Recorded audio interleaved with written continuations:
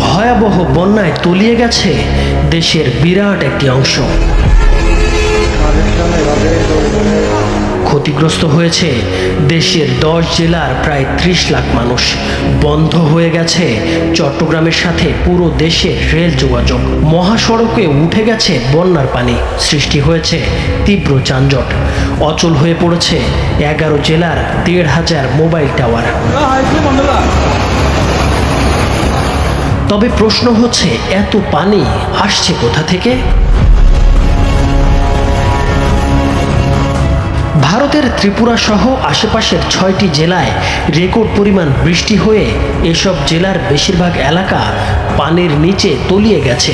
অন্যদিকে প্রবল বৃষ্টিপাত হয়েছে বাংলাদেশের দক্ষিণ পূর্বাঞ্চলের পার্বত্য অববাহিকাতেও। পরিস্থিতি মোকাবেলায় মধ্য ত্রিপুরার বিশাল জলাধার ডুম্বুর জলবিদ্যুৎ কেন্দ্রের স্ল্যাব খুলে দিয়েছে ভারত। এতে দেশের 10 জেলার 357টি ইউনিয়ন ক্ষতিগ্রস্ত হয়েছে। এখন পর্যন্ত 2 জনের মৃত্যুর খবরও পাওয়া গেছে। ফেনী ও কুমিল্লায় বন্যা পরিস্থিতির অবনতি হওয়ায় চট্টগ্রাম থেকে ট্রেন চলাচল বন্ধ রাখার সিদ্ধান্ত নিয়েছে রেলওয়ে কর্তৃপক্ষ। অন্যদিকে ঢাকা চট্টগ্রাম মহাসড়কের কুমিল্লার 14 গ্রাম হাঁটুপানিতে তলিয়ে গেছে। এতে ব্যাহত হচ্ছে সড়কে যান চলাচল। দেশের 11টি জেলায় মোট 1510টি মোবাইল টাওয়ার অচল হয়ে পড়েছে।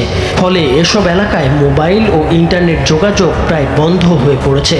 একদিকে নেই মোবাইল নেটওয়ার্ক, অন্যদিকে পানির প্রবল স্রোতের কারণে ব্যাহত হচ্ছে উদ্ধার কার্যক্রম। নেই বিদ্যুৎ সংযোগও। প্রয়োজনের তুলনায় অপ্রতুল সাহায্য কঠিন করে তুলেছে সেখানকার মানুষের পরিস্থিতি। বাংলাদেশের বন্যার্তদের উদ্ধারে সেনাবাহিনীর পাশাপাশি কোস্টগার্ড, বিজিবি, ফায়ার সার্ভিস ও স্বেচ্ছাসেবীরা একযোগে কাজ করছেন। পানিবন্দী ও ক্ষতিগ্রস্তদের জন্য 1359টি আশ্রয়কেন্দ্র খোলা হয়েছে। এসব আশ্রয়কেন্দ্রে প্রায় 18,000 মানুষ এবং প্রায় 4,000 গবাদি পশু আশ্রয় নিয়েছে। বন্যা কবলিত জেলাগুলোয় ত্রাণ বিতরণ কার্যক্রম চলমান রয়েছে। 6 জেলায় ক্ষতিগ্রস্তদের চিকিৎসা দেওয়ার জন্য 309টি মেডিকেল টিম কাজ করছে। বন্যা কবলিত সব জেলায় মোবাইল নেটওয়ার্ক চালু রাখার পাশাপাশি দ্রুত টাওয়ার মেরামতের জন্য নিজেদের সব দপ্তর ও সংস্থার কর্মকর্তা কর্মচারীদের ছুটি বাতিল করেছে সরকারের ডাক ও টেলিযোগাযোগ বিভাগ। এছাড়া বন্যা কবলিত এলাকার সঙ্গে সার্বক্ষণিক যোগাযোগের জন্য বাংলাদেশ স্যাটেলাইট কোম্পানির সহায়তায় 5টি ভিস্যাট ফেনীর জেলা প্রশাসকের কাছে পাঠানো হয়েছে। প্রস্তুত রাখা হয়েছে আরও 5টি ভিস্যাট।